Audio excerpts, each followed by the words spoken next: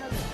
അപ്പോൾ നമുക്ക് സമത്വം, സ്വാതന്ത്ര്യം, അതുപോലെ നമ്മുടെ മൗലിക അവകാശങ്ങളൊക്കെ നേടിയെടുക്കാൻ വേണ്ടിയിട്ട് നമുക്ക് സ്വാതന്ത്ര്യമാണ് ഇവിടെ നിയമം അല്ലേ?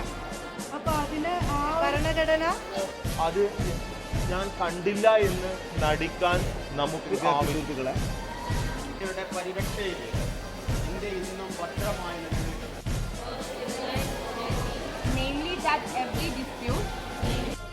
നമ്മുടെ എല്ലാം നമ്മുടെ സ്നേഹവും കരുണയും കാണിക്കുക എന്നുള്ളതാണ് ഈ ദിനം. ആത്മാവാണ്.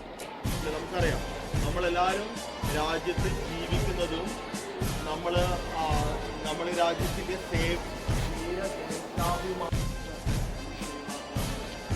guaranteeing our rights and guiding our nation. അതുമാത്രം അതുപോലെ